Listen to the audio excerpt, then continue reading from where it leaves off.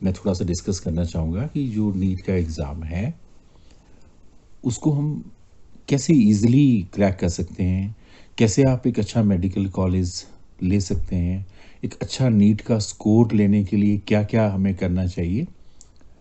तो मेरे previous videos में अगर आप जाएँगे, तो मैंने उसमें काफ़ी डिटेल में आपको बता रखा है कि सबसे पहले आपने किसी भी टॉपिक को, किसी भी सब्जेक्ट को, सब्जेक्ट एक्सपर्ट से पढ़ना है, मैंने आपसे बात करी थी।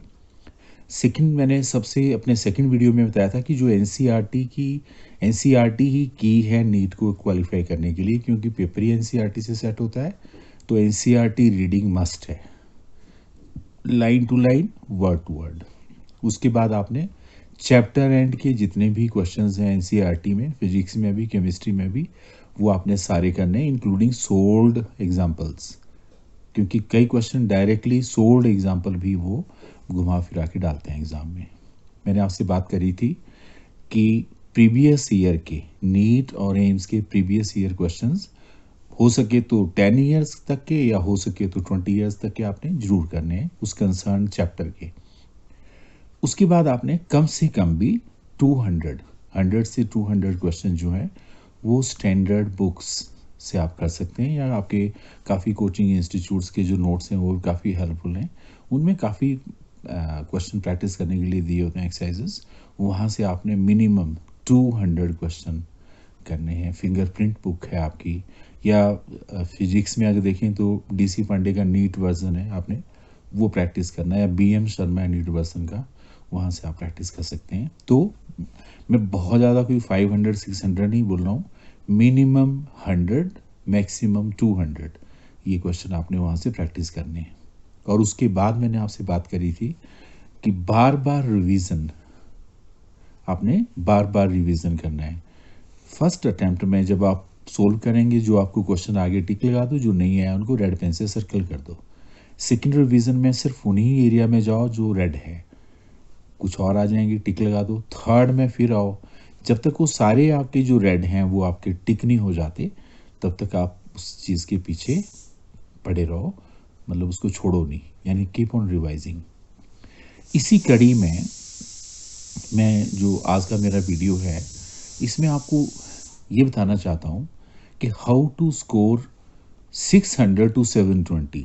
मैं आपको 600 से लेके 720 तक नीट के एग्ज़ाम में आप किस तरह से स्कोर कर सकते हैं, यानी इसका जो साइट मैप है वो क्या है, चलिए अंडरस्टैंड करते हैं।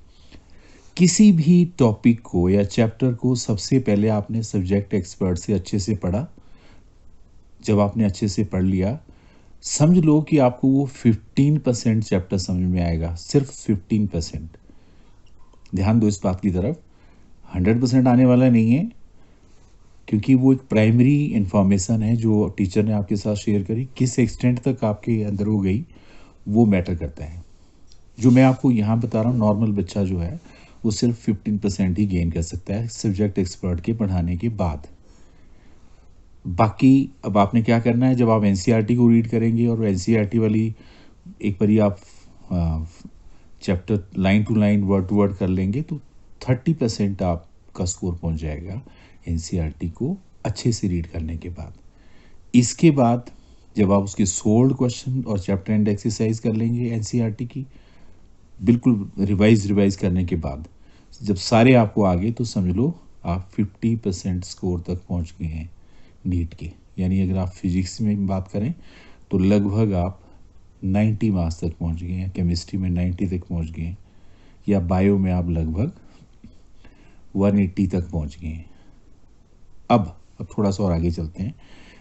नीट और प्रीवियस ईयर क्वेश्चंस को करने के बाद जो आपका स्कोर है बेटा, वो लगभग 60% तक चला जाएगा नीट का स्कोर। ये भी आपको कहूँगा कि जब आप ये फर्स्ट टाइम करेंगे, वही आपने ट्रिक इसमें इस्तेमाल करनी कि जो क्वेश्चन आगे टिक लगा देने, जो नहीं आया उसको सर्कल करना, उसको फिर एक बार फिर रिवाइज करना, फिर एक बार फिर रिवाइज करना, और जो रेड में डॉट्स वाले क्वेश्चन हैं वो आपने निकालने के बाद, मैं कह रहा हूँ कि आपका स्कोर 100% उस चैप्टर में या टॉपिक में 60% तक चला जाएगा।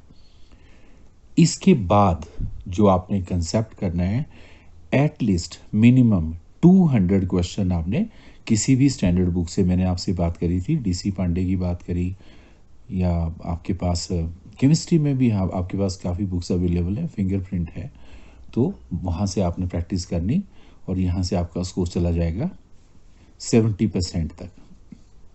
इसके बाद अब जो असली जो बात है वो क्या है कि अगर आपका स्कोर 70% तक ये सब करने के बाद आ गया, तो 70 से 100 की जर्नी ही बेटा सबसे टफ है। ये वही एरिया है जहाँ से आपको मेडिकल कॉलेज मिलने वाला है, और 70s में तो मिलने वाला नहीं है, 80s में भी मिलने वाला नहीं है, 80 से 100 के बीच में आपको कहीं कॉलेज मिले तो आप ध्यान दो। अब आपका स्कोर 85% तक तब जाएगा जब आप बार बार रिवाइज करेंगे, बार बार रिवाइज करेंगे। देखिए इसमें जब आपने एक बार आपने कोई चैप्टर कंप्लीट कर लिया या कोई बुक कंप्लीट कर ली, फिर उसके रिवीजन में आपने आना है, और रिवीजन में जब आप आएंगे तो आपने डेली मॉक टेस्ट लेने शुरू करने हैं। कैसे? आप 1 आवर का टाइम रखो और 45 क्वेश्चन करो, और जैसे ही टाइम ओवर हुआ छोड़ दो, चेक करो आपका स्कोर कितना आ रहा है। अगर मॉक टेस्ट को आप 45 मिनट में करने में कामयाब हैं,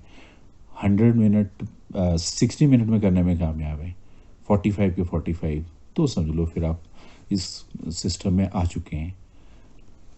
मॉक टेस्ट में आपका स्कोर जो है वो बढ़ता जाएगा जब आप बार बार इसकी प्रैक्टिस करते जाएंगे।